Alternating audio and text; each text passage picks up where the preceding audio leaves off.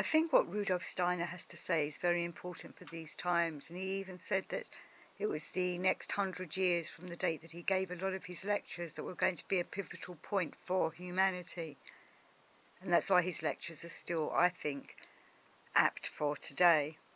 In the following one, he discusses the symbolism of St. Michael. He doesn't say it in this lecture, but in other lectures he pointed out, and other people have also pointed this out to me, that if you really look at the art that are depicting St. Michael and the dragon, he is not slaying the dragon, he is subduing the dragon, and that is the secret. And for those that wonder what the difference is between, or how to depict the difference between St. Michael and St. George with the dragon, St. Michael has the wings, and St. George is just a human.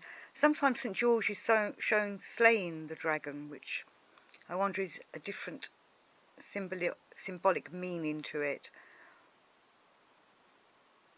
But hopefully you will notice now, whenever you see a painting that's got the true meaning, occult meaning, esoteric meaning to St. Michael and the dragon, he is subduing it.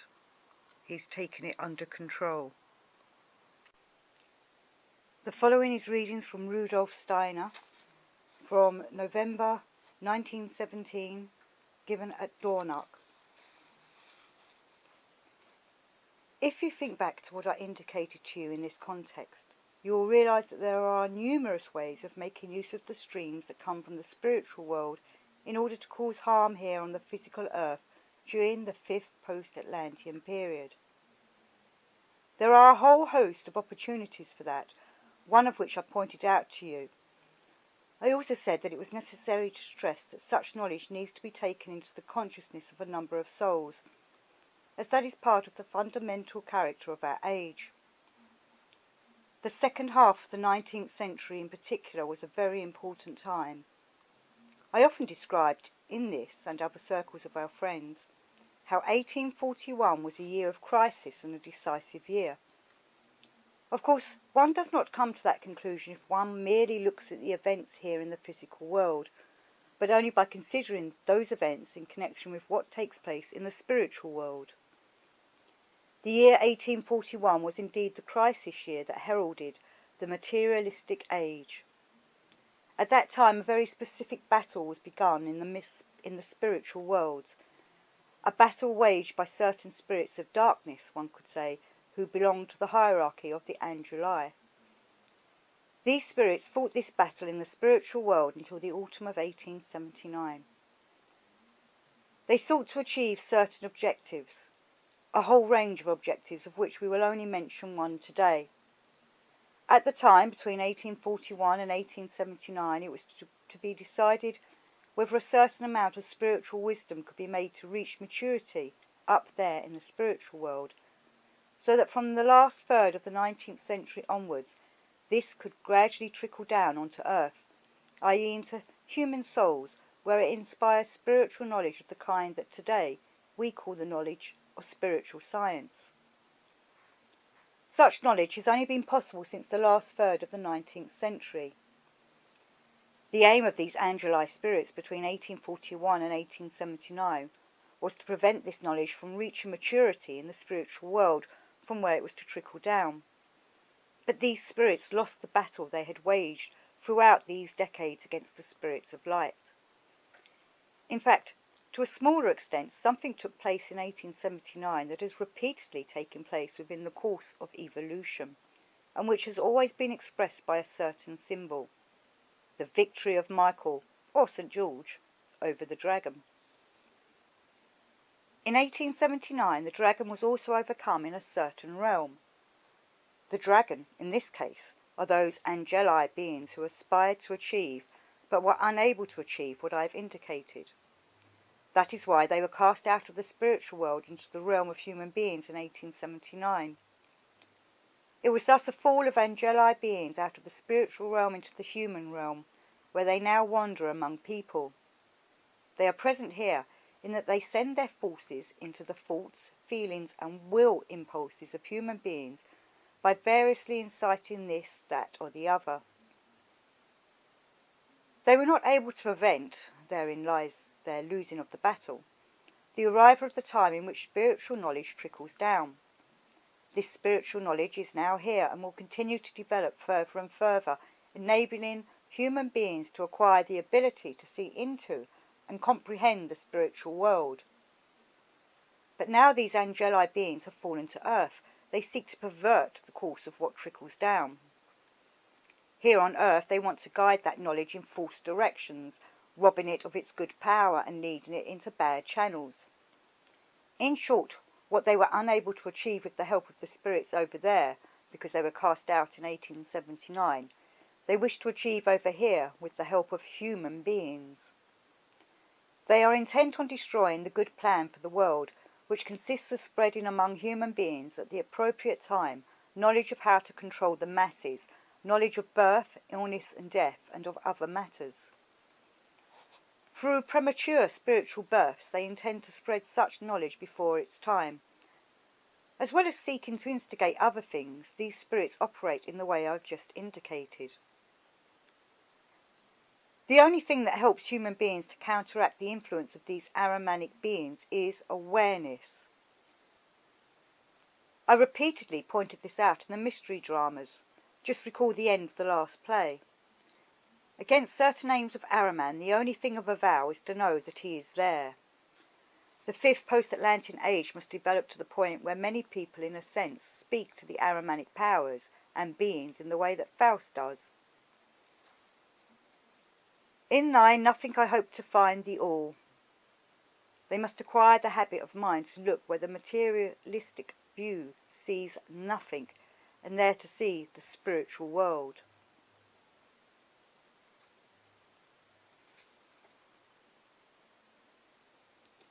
The following is from the lecture of the 13th of November, 1917, given in Zurich. Inner necessities compel me at the present time to speak to our friends again and again in the most varied of places, about an event that took place in the last third of the 19th century, an event that penetrates deeply and profoundly into human evolution. It is an event known to all occult schools, although they are frequently unable to recount the course of this event correctly. Today I would like to indicate again briefly what is at issue. It concerns a battle of spirits which took place in the spiritual regions from 1841 onwards between certain beings of the higher hierarchies and other more superior beings. The beings that rebelled between 1841 and 1879 and who fought a rebel war during that period had previously been used in the service of the wise leadership of the world. Even beings that rebel at certain times and become evil beings, beings of darkness, are good and useful beings at certain other times. Here I am speaking of those beings who, until 1841, were used by higher spirits in the service of the wisdom-filled guidance of the world, but whose aims from this time on differed from those of their superiors. These beings fought a significant battle in the spiritual world, one of the battles that take place frequently, but on different levels, one could say. It is a battle that is presented in the legends and symbolically as the battle of Michael with the dragon. The battle ended when certain spirits of darkness were cast out of the spiritual regions and into the earthly regions in the autumn of 1879. Since that time they operate among human beings, entering into human will impulses, into human motives, and into what human beings are capable of understanding. In short, they act within everything human. Thus, in order to understand earthly events, human beings must become aware that there are certain spirits of darkness who have been living among them since the autumn of 1879. One could say, and it would be entirely correct, that the casting out of these beings in 1879 made the heaven free of these beings, but the earth full of them. Since that time their place is no longer to be found in the heavens, but on earth. If I had to characterize what these spirits actually wanted to achieve with their rebellious struggle from 1841 to 1879, I would have to say that they wanted to arrive at a point where they would be able to prevent the necessary spiritual wisdom, which will be revealed to human beings from the 20th century onwards, prevent it from entering human souls. They wanted to deny it entry into human souls in order to keep it above in the spiritual world. It was only by removing the hindering spirits of darkness from the spiritual realm that the human sense for spiritual knowledge could be opened up as a faculty from the 20th century onwards, thereby enabling the descent of the spiritual knowledge destined for human beings. Here, however, where these spirits of darkness now wander among human beings, they are again making it their task to confuse people. They are seeking to prevent human beings from developing the right attitude towards spiritual truths by withholding from them the healing purpose, as it were, of spiritual truths. This can only be counteracted through a clear recognition and precise understanding of these matters. There are certain occult brotherhoods, however, who have made achieving the opposite their task. They want to keep the wisdom in their tight circles in order to use it as a means of furthering their own desire for power. And this is the battle that we are in the midst of now.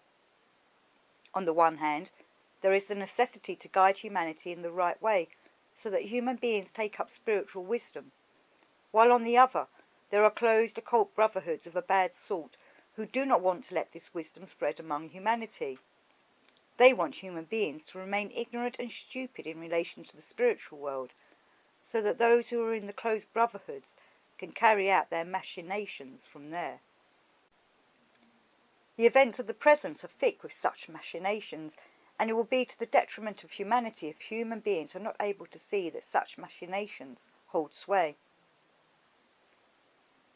It will soon dawn on you what actually lies behind these things, when I call your attention to certain truths that today are mature truths, truths that must fall out of the spiritual world into the realm of human beings, like ripe plums from a tree, but are prevented from spreading universally because human beings are afraid of them, and thus have biased inclinations, prejudices, and preconceptions. In this context, I would like to speak in as concrete a manner as possible. The fact that in 1879 a number of spirits of darkness were cast out and have hitherto dwelt in the human realm has important and significant consequences.